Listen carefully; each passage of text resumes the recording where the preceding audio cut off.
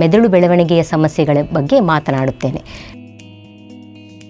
ಅಂದರೆ ಇವಾಗ ಕೈ ಮತ್ತೆ ಅಲ್ಲಾಡಿಸೋದು ಅಥವಾ ಕಾಲು ಮತ್ತೆ ಅಲ್ಲಾಡಿಸೋದು, ಈಗ ಸ್ನಾನ ಮಾಡುವಾಗ ಸೋಪ್ ಮರ್ತು ಹೋಗೋದು ಅಥವಾ ಹಲ್ಲುಜ್ಜುವಾಗ ಪೇಸ್ಟ್ ಹಾಕೋದು ಮರ್ತು ಹೋಗೋದು.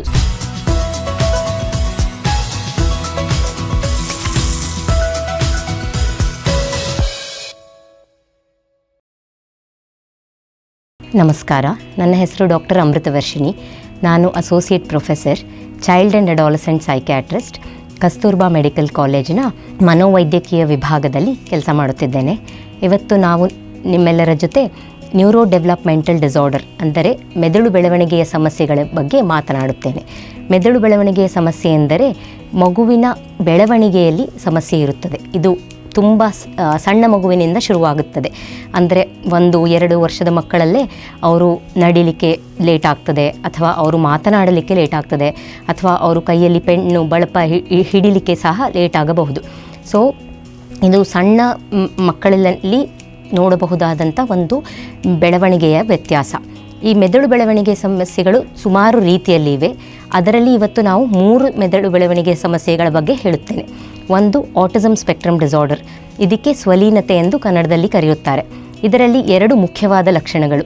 ಒಂದು ಸಾಮಾಜಿಕ ಸಂವಹನೆ, ಸೋಷಿಯಲ್ ಕಮ್ಯುನಿಕೇಷನ್, ಅಂದರೆ ಮಕ್ಕಳು ಬೇರೆಯವರ ಜೊತೆ ಆಡೋಕ್ಕಾಗಲಿ ಅಥವಾ ಅವರ ಜೊತೆ ಸಂವಹನೆ ಮಾಡೋದಕ್ಕಾಗಲಿ ಅಥವಾ ಅವರ ಜೊತೆ ಹಿಂದೆ ಮುಂದೆ ಹೋಗೋದಕ್ಕಾಗಲಿ, ಅವರನ್ನು ಇಮಿಟೇಟ್ ಮಾಡೋದಕ್ಕಾಗಲಿ ಇದರಲ್ಲಿ ಕಷ್ಟಗಳು ಹೊಂದಿರುತ್ತಾರೆ.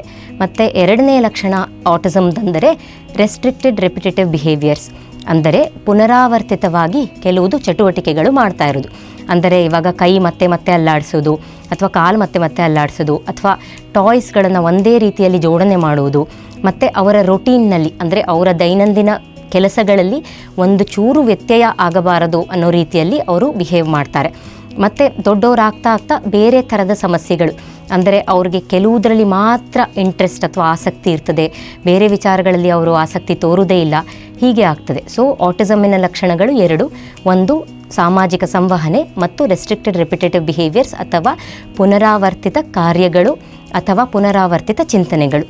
ಇನ್ನೊಂದು ನ್ಯೂರೋ ಡೆವಲಪ್ಮೆಂಟಲ್ ಡಿಸಾರ್ಡರ್ ಅಥವಾ ಮೆದುಳು ಬೆಳವಣಿಗೆ ಸಮಸ್ಯೆ ನೋಡುವುದಾದರೆ ಅದನ್ನು ADHD ಎಂದು ಕರೆಯುತ್ತೇವೆ. ADHD ಅಂದರೆ attention deficit hyperactivity disorder. Attention deficit ಅಂದರೆ ಗಮನದ ಕೊರತೆ. ಈಗ ಗಮನದ ಕೊರತೆ ಎಲ್ಲರಿಗೂ ಇರ್ತದೆ. ಇವಾಗ ಓದಬೇಕಾದ್ರೆ ಬರಿಬೇಕಾದ್ರೆ ಗಮನದ ಕೊರತೆ ಮಾತ್ರ ಅಲ್ಲ, ಆಟದಲ್ಲಿ ಗಮನದ ಕೊರತೆ, ದೈನಂದಿನ ಕಾರ್ಯಗಳಲ್ಲಿ ಈಗ ಸ್ನಾನ ಮಾಡುವಾಗ ಸೋಪ್ ಮರ್ತು ಹೋಗೋದು ಅಥವಾ ಹಲ್ಲುಜ್ಜುವಾಗ ಪೇಸ್ಟ್ ಹಾಕೋದು ಮರ್ತು ಹೋಗೋದು. ಸೊ ದೈನಂದಿನ ಕಾರ್ಯಗಳಲ್ಲಿ ಕೂಡ ಗಮನದ ಕೊರತೆ ಇರುತ್ತದೆ.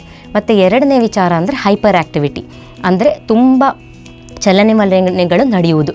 ಅಂದರೆ ಒಂದು ಕಡೆ ಕೂತಿದ್ರೂ ಕೂಡ ಜಿತವಾಗಿರುವುದಿಲ್ಲ, ಆಚೆ ಈಚೆ ಕಾಲ ಆಡಿಸ್ತಿರ್ತಾರೆ ಅಥವಾ ಏನಾರು ಒಂದು ಚಟುವಟಿಕೆ ಮಾಡ್ತಾನೆ ಇರ್ತಾರೆ. ಮತ್ತು 3ನೇ ವಿಚಾರ ಅಂದರೆ ಇಂಪಲ್ಸಿವಿಟಿ, ಅಂದರೆ ದುಡುಕುತನ, ಅಂದರೆ ಹಿಂದೆ ಮುಂದೆ ಆಲೋಚನೆ ಮಾಡದೆ ಕೆಲಸಗಳನ್ನು ಮಾಡುವುದು.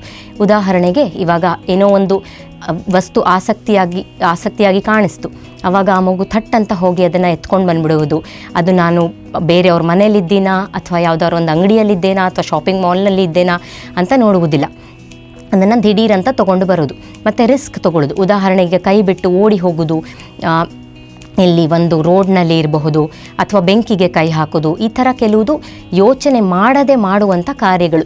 ಬಟ್ ನಾವು ಒಂದು ಜಾಗರೂಕತೆಯಾಗಿರಬೇಕು, ಇದು ಎಲ್ಲ ಮಕ್ಕಳು ಈ ಥರ ಮಾಡ್ತಾರೆ, ಹಾಗಂತ ಹೇಳಿ ಎಲ್ಲರಿಗೂ ADHD ಇರುತ್ತೆ ಅಂತ ಹೇಳಿ ಅಲ್ಲ. ಈ 3 ವಿಚಾರಗಳು ಅಂದರೆ ಗಮನದ ಕೊರತೆ, ಹೈಪರ್ ಆಕ್ಟಿವಿಟಿ, ಚಲನೆವಲನೆಯ ಸಮಸ್ಯೆ ನಾನು ಹೇಳ್ದಂಗೆ, ಮತ್ತು ಇಂಪಲ್ಸಿವಿಟಿ ತುಂಬ ಸ್ತರಗಳಲ್ಲಿ, ಅಂದರೆ ಮನೆಯಲ್ಲೂ ಕಾಣಿಸ್ಕೊಳ್ಬೇಕು, ಶಾಲೆಯಲ್ಲೂ ಕಾಣಿಸ್ಕೊಳ್ಬೇಕು, ಮತ್ತು ಬೇರೆ ಸಾಮಾಜಿಕ ಸಿಚುವೇಶನ್ಗಳಲ್ಲೂ ಇದು ಕಾಣಿಸ್ಕೊಳ್ಬೇಕು. ಆವಾಗಲೇ ಅದನ್ನು ADHD ಅಂತ ಪರಿಗಣಿಸಲಾಗುತ್ತದೆ. ಮತ್ತು ಇದು ನಾರ್ಮಲ್ ಮಕ್ಕಳಲ್ಲೂ ಇರ್ತದೆ. ಸೊ ಇದಕ್ಕೆ ಯಾವಾಗಲೂ ವೈದ್ಯಕೀಯ ತಪಾಸಣೆ ಮತ್ತು ವೈದ್ಯಕೀಯ ಸಲಹೆ ಪಡೆದು ಮಾತ್ರ ADHD ಡಯಾಗ್ನೋಸ್ ಮಾಡಬೇಕಾದ ಅವಶ್ಯಕತೆ ಇರುತ್ತದೆ. ಮತ್ತು 3ನೇಯ ನಾವೇನು ನ್ಯೂರೋ ಡೆವಲಪ್ಮೆಂಟಲ್ ಡಿಸಾರ್ಡರ್ ಅಥವಾ ಮೆದುಳು ಬೆಳವಣಿಗೆ ಸಮಸ್ಯೆ ಅಂತ ಹೇಳುವುದಾದರೆ ಅದು ಇಂಟೆಲೆಕ್ಚುವಲ್ ಡೆವಲಪ್ಮೆಂಟಲ್ ಡಿಸಾರ್ಡರ್ ಅಂತ ಕರಿತೇವೆ ಈಗಿನ ಮಟ್ಟದಲ್ಲಿ. ಮುಂಚೆ ಅದಕ್ಕೆ ಬೇರೆ ಬೇರೆ ಹೆಸರುಗಳಿತ್ತು. ಇವಾಗ ಮೆಂಟಲ್ ರಿಟಾರ್ಡೇಷನ್ ಇರಬಹುದು ಅಥವಾ ಕನ್ನಡದಲ್ಲಿ ವಿಕಲಚೇತನರು, ವಿಶೇಷ ಚೇತನರು ಅಂತೆಲ್ಲ ಹೆಸರಿರ್ತದೆ. ಈ ಮಕ್ಕಳಲ್ಲಿ ಏನೆಂದರೆ ಬೌದ್ಧಿಕ ಸ್ತರದಲ್ಲದೆ ಬೌದ್ಧಿಕವಾಗಿ ಅಥವಾ ಅವರ ಚಟುವಟಿಕೆಯಲ್ಲಿ ಅಥವಾ ಅವರ ಮಾತಿನಲ್ಲಿ ಅಥವಾ ಸಾಮಾಜಿಕ ಸಂವಹನೆಯಲ್ಲಿ ಎಲ್ಲ ಸ್ತರಗಳಲ್ಲೂ ಅವರಿಗೆ ಕಷ್ಟಗಳಿರುತ್ತದೆ. ಇದು ಸಣ್ಣ ವಯಸ್ಸಿಂದನೇ ವ್ಯಕ್ತವಾಗಲಿಕ್ಕೆ ಶುರುವಾಗ್ತದೆ. ದೊಡ್ಡವರಾದ ಮೇಲೆ ಸ್ವಲ್ಪ ಕಲೀಲಿಕ್ಕೆ ಕಷ್ಟ, ಓದಲಿಕ್ಕೆ ಬರೀಲಿಕ್ಕೆ ಅವ್ರಿಗೆ ಗೊತ್ತಾಗೋದಿಲ್ಲ. ಆಮೇಲೆ ಫ್ರೆಂಡ್ಸ್ ಜೊತೆ ಯಾವ ರೀತಿಯಲ್ಲಿ ಅವರು ಆಟ ಆಡಬೇಕು ಅಥವಾ ಅವರ ವಿಚಾರಗಳನ್ನು ಮಂಡಿಸಲಿಕ್ಕೆ ತುಂಬ ಕಷ್ಟ ಆಗ್ತದೆ.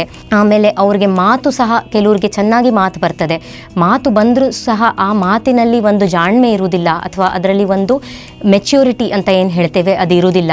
ಅಥವಾ ಇನ್ನೊಂದು ಕೆಲವು ಮಕ್ಕಳಲ್ಲಿ ತುಂಬ ಸಿವಿಯರ್ ಮೆಂಟಲ್ ರಿಟಾರ್ಡೇಷನ್ ಅಥವಾ ಸಿವಿಯರ್ ಇಂಟೆಲೆಕ್ಚುಯಲ್ ಡೆವಲಪ್ಮೆಂಟಲ್ ಡಿಲೇ ಇರೋರಿಗೆ ನಡಿಲಿಕ್ಕೆ ಓಡಾಡಲಿಕ್ಕೆ ಕೂಡ ಸಮಸ್ಯೆಗಳಿರ್ತದೆ.